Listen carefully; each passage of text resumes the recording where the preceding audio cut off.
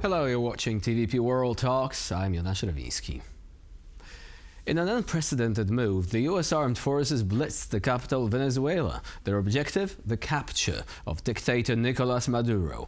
Just over 2 hours later, the self-proclaimed president was in U.S. custody, something that many hailed as the new benchmark in surgical use of special forces in hostile territory.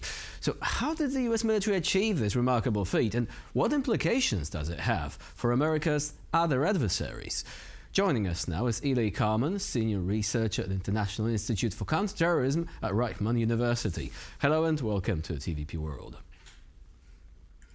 Good morning. Thank you for having me. So in a nutshell, what would you say was the key to achieving this objective within such a compact time frame? I mean, 2 hours is something literally unheard of on this scale. I think that it was very well prepared. The American administration said that for 6 months it was rehearsed in a special compound which was built similar to the compound where ex-President Maduro was living, by the way, under Cuban defense, because just several hours ago, the Cuban television has announced that 32 Cuban military have been killed in the American operation of 15 minutes. So you understand that the power fire was very important, major one, with all the technology that the United States possesses. What does it tell us, by the way, about the way the Venezuelan dictator arranged his his security staff? I mean, did he not trust his own military, that he had to resort to using Cuban military or Cuban mercenaries or whatever capacity they were serving in? Sure, because they don't trust their own military. Since the beginning of the Hugo Chavez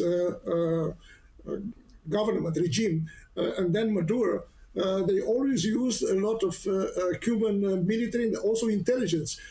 Practically all the intelligence work in Venezuela was done by Cuban specialists, which are very much experts, because since the 50s, the Cuban regime is a dictatorship that somehow it is admired by leftist radicals, but it has kept control of the Cuban people for so many years, 60 years, using this kind of control by the security services. And I think Poland knows it since the communist regime.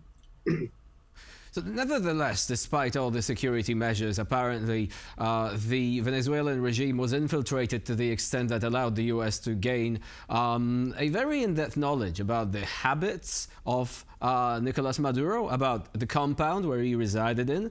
According to reports, they even provided the US intelligence information about his pets and what sort of meals he would eat on a daily basis.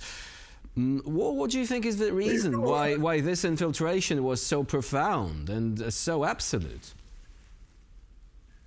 You look, first of all, the regime itself was corrupt, so it is not perhaps so difficult to find someone which is ready to cooperate with the American intelligence.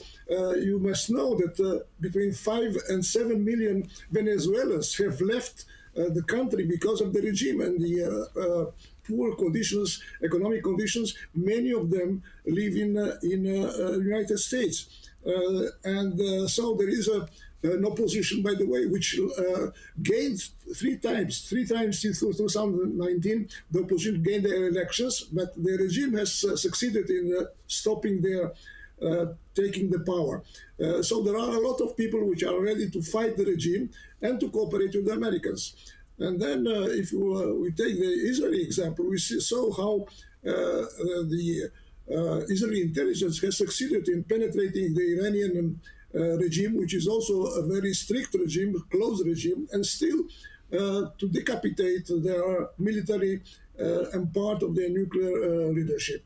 So everything is possible if there is a resolution, there are resources, and the people which are behind this kind of expertise to attain a political goal, because this is a strategic political goal to try to change the situation in a country which is very important in South America for the security of the United States.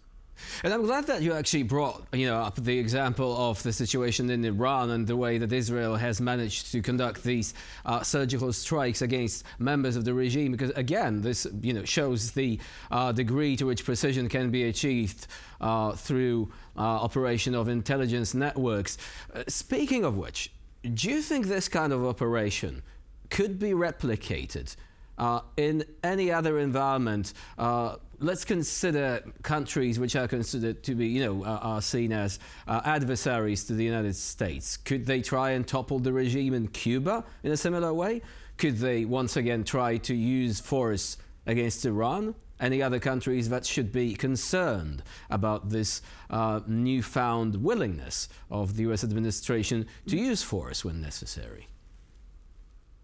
Talking about Iran, there is this morning information that Ayatollah Khomeini, the spiritual and political leader of Iran, is considering to take refuge in Moscow in case of necessity, like President Bashar al-Assad, which did it in December 2024.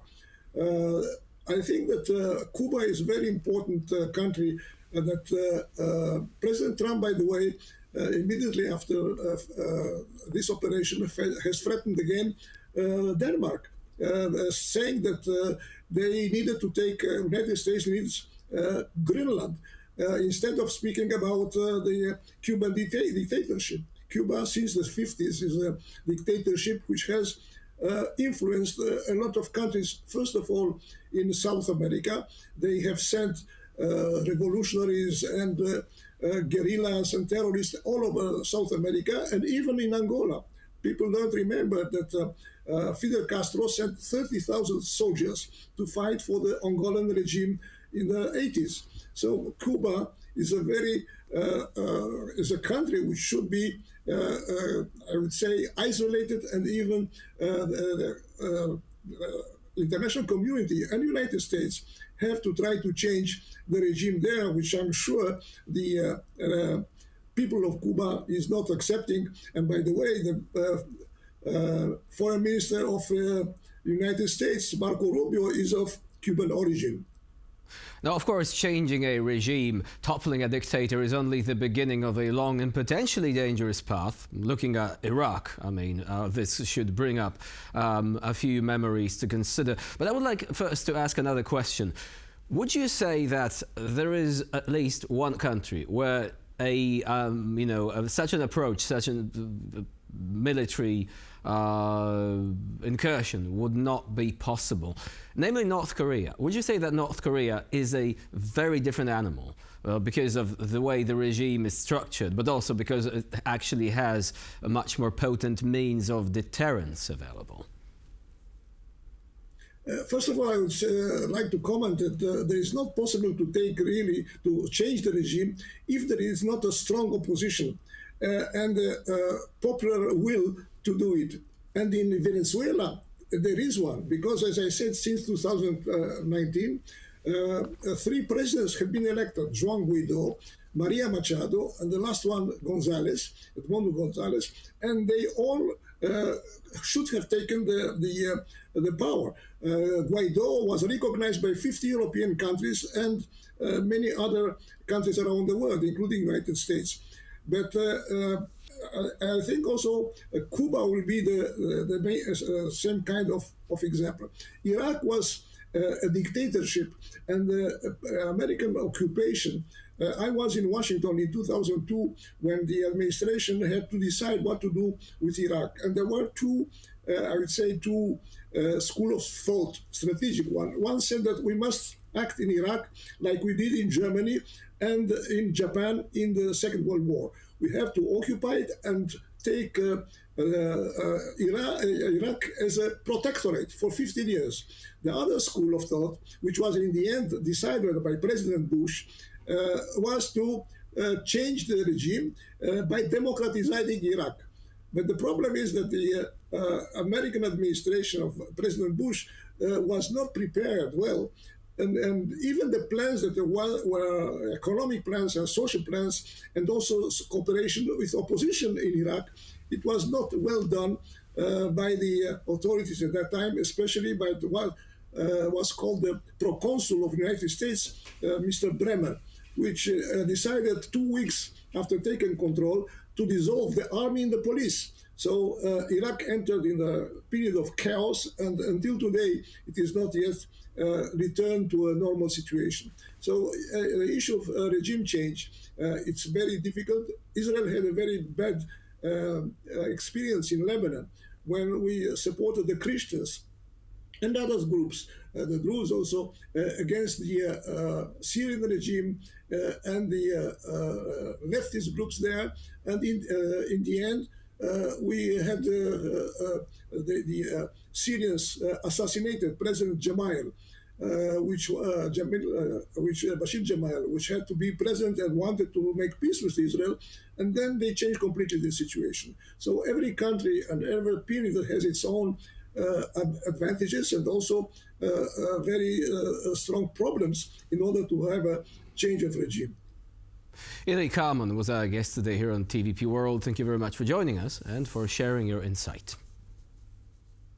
Thank you very much. Bye-bye.